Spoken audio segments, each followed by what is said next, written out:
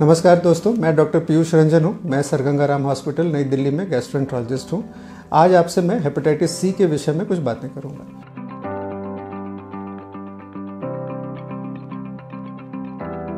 Hepatitis C एक तरह का वायरस है जो कि हमारे अंदर, जब हमारे शरीर के अंदर प्रवेश करता है तो हमारे लिवर को इन्फेक्ट करता है, यानी कि हेपेटाइटिस पैदा करता है। और ये एक तरह का ऐसा इन्फ्लेमेशन है जो ये लिवर में एक बार घुस जाए तो इसका निकलना मुश्किल होता है। ये क्रॉनिक हेपेटाइटिस करते हुए लिवर सिरोसिस की तरफ जाता है। ज़्यादातर लोग, इससे 80% लोग जो हेपेटाइटिस सी से संक्रमित होते हैं, बॉडी की अपनी इम्यूनिटी हार्डली 20% कंडीशन सिचुएशंस में इसको निकाल पाती है। 80% लोग जो हेपेटाइटिस सी से संक्रमित होते हैं, लॉन्ग टर्म में उनको लिवर सिरोसिस हो जाता है। हेपेटाइटिस सी एक ऐसा वायरस है जो कि ये 1990 में डिस्कवर हुआ पहली बार। उससे पहले इसका पता नहीं था। और इसके फैलने का सबसे कॉमन कारण ब्लड ट्रांसफ्यूजन, यानी कि ऐसे संक्रमित व्यक्ति का खून यदि आपको चढ़ाया जाए, या नीडल शेयरिंग, यानी कि अगर किसी को हेपेटाइटिस सी है, उसका अंदर उसके ऊपर इस्तेमाल किया कोई नीडल आपके ऊपर भी इस्तेमाल हो जाए। टैटूइंग एक बहुत ही कॉमन कारण है जिसके कारण हेपेटाइटिस सी एक दूसरे को फैलता है। अभी के टाइम में ये बहुत कॉमनली देखते हैं कि जिन लोगों को 1990s में ब्लड चढ़ा या उससे पहले ब्लड चढ़ा, किसी भी कारण से किसी को एक्सीडेंट हुआ, उसको ब्लड चढ़ाया गया और 20 से 25 साल के बाद ये पाया जाता है कि उसको लिवर सिरोसिस हो चुका है। ये इतना टाइम इसलिए लगता है क्योंकि हेपेटाइटिस सी एक साइलेंटली बढ़ने वाली बीमारी होती है जो कि लिवर के अंदर जा कर के, लिवर चूँकि एक बहुत बड़ा ऑर्गन होता है, तो जब तक लिवर का नियरली 70% डैमेज नहीं होता, हमें लिवर से रिलेटेड कोई भी सिम्टम्स नहीं होते। तो पास्ट में किसी भी व्यक्ति को अगर ब्लड चढ़ाया गया हो, लिवर फंक्शन टेस्ट में यदि SGOT SGPT बढ़ा हुआ आ रहा हो, तो ज़रूर उसका हेपेटाइटिस सी के लिए उसका टेस्ट होना चाहिए।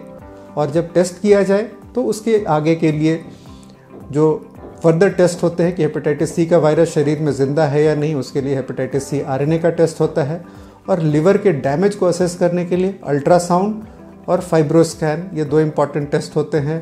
CT स्कैन और एंडोस्कोपी की ज़रूरत आपको तब पड़ेगी यदि लिवर में ज़्यादा डैमेज है, यानी कि लिवर सिरोसिस होने की आशंका है। तो हेपेटाइटिस सी का ट्रीटमेंट की अगर हम बात करें तो मॉडर्न साइंस की एक ये बहुत बड़ी विक्ट्री है, ट्रायम्फ है, जीत है। 2010 से पहले इंटरफेरॉन नाम के इंजेक्शंस होते थे जो कि नियरली 50 से 55% कारगर होते थे। इंटरफेरॉन के काफ़ी ज़्यादा साइड इफ़ेक्ट्स होते थे।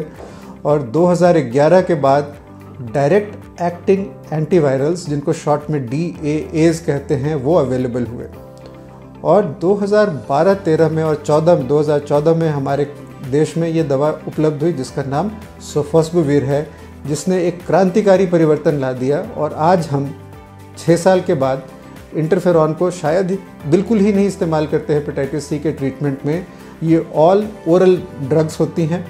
और एक समय में जहां हम 50-55% की बात करते थे, आज हम नियरली 90-95% सक्सेस रेट की बात करते हैं। ओरल दवाइयों के ज़रिए ये ट्रीटमेंट होता है और ये ट्रीटमेंट 12 हफ्ते या एट द मोस्ट 24 हफ्ते का होता है यदि लिवर में डैमेज ज़्यादा हो।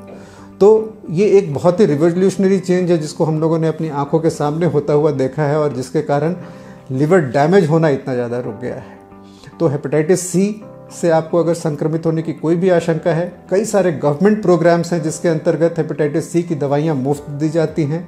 और मेरी जानकारी के अनुसार पंजाब, हरियाणा सरकार के द्वारा ये मुफ्त सहायता दी जाती है हेपेटाइटिस सी के टेस्ट के लिए, ट्रीटमेंट के लिए। कम्प्लीटली फ्री ट्रीटमेंट होता है। इंटरफेरॉन का ट्रीटमेंट जो काफ़ी महंगा हुआ करता था, 1.5 से 2 लाख का, लगभग 24 हफ्ते के लिए, अब ये 12 हफ्ते का ट्रीटमेंट मुश्किल से 50-60 हज़ार में हो सकता है। तो ये काफ़ी अफोर्डेबल भी है। ये दवाइयाँ बहुत ही सेफ़ होती हैं।